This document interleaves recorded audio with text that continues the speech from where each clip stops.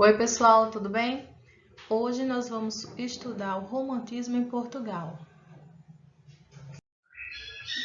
Bem, para que a gente possa entender como foi que se deu o romantismo em Portugal, a gente primeiro precisa entender o contexto histórico. No início do século XIX, a situação política, econômica e ideológica de Portugal era muito tensa. O povo questionava até o poder absoluto do rei. Alguns escritores acabaram se comprometendo com causas políticas. E isso tudo aconteceu por dois motivos. O primeiro foi a transferência da família real e sua corte para o Brasil, e o segundo foi o domínio britânico nos negócios do império. Fora isso, a economia portuguesa ia muito mal das pernas, em razão da abertura dos portos aqui no Brasil. Foi em decorrência desses acontecimentos que ocorreu a Revolução do Porto, levando os liberais ao poder. E essa revolução forçou o regresso do rei Dom João VI a Portugal. Esse contexto de incertezas e lutas pelo poder marcou o romantismo em Portugal, e é o que explica o interesse de alguns autores em voltar ao tempo para contar a história de Portugal, como fez Alexandre Herculano em seus romances históricos.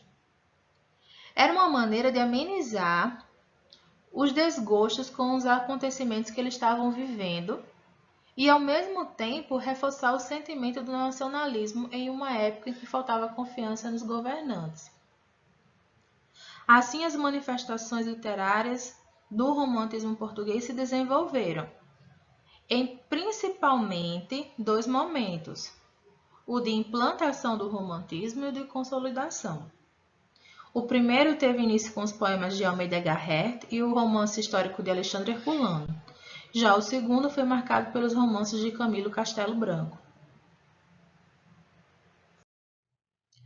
Então, o romantismo em Portugal começou em 1825 e foi até 1870. Então a gente consegue observar que foi um bom período, um longo, né? Bem extenso. Então isso possibilitou que o romantismo ele fosse dividido em três gerações. A primeira geração foi de 1825 a 1840, tendo como marco inicial a publicação da obra Camões de Almeida Garrett.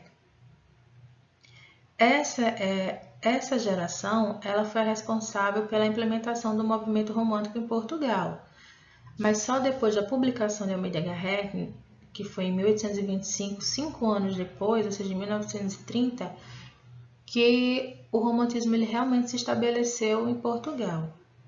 Os autores desse período eles ficaram marcados com algumas características, como, por exemplo, exaltação à pátria, o nacionalismo, idealização do amor, idealização do herói nacional.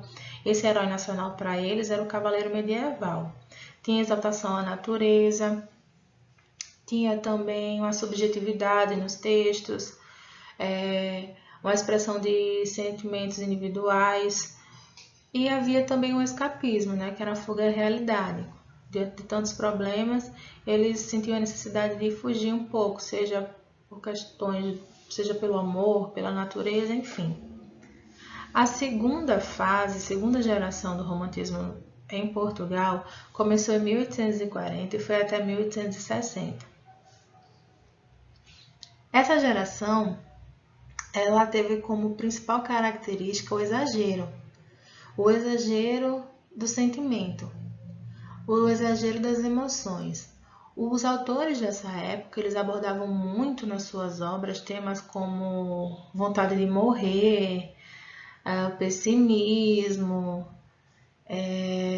amores não correspondidos, faziam críticas à sociedade. Então, eles abordavam também muito a questão do tédio. Então, eles, por causa dos temas e desse exagero dessas emoções, eles ficaram conhecidos como ultrarromânticos, tá? Esse período ficou marcado por ser um período do ultrarromantismo. É o período em que tem o exagero de todas essas emoções, de todos esses sentimentos. O principal autor desse período é Camilo Castelo Branco. E a terceira geração É a geração que vai de 1860 a 1870. Vamos dizer assim, o período mais curto que tem, e já é o finalzinho do romantismo. Os autores dessa época eles já estavam deixando o sentimentalismo de lado e focando em questões mais reais. Estavam focando mais no realismo. Por isso que os autores desse período eles também ficaram conhecidos como autores pré-realistas. E os principais autores, os principais representantes desse período são João de Deus e Júlio Diniz. Bom, pessoal, por hoje é só. Espero que todos tenham entendido as explicações sobre o romantismo em Portugal. Espero que todos tenham aprendido um pouco mais. E no final desse vídeo vocês vão ter algumas atividades do livro, algumas atividades extras. E se vocês tiverem alguma dúvida, podem falar comigo pelo e-mail, estudocomplementardelinguagens@gmail.com ou então pela sala Google, ok? Beijos e até a próxima videoaula.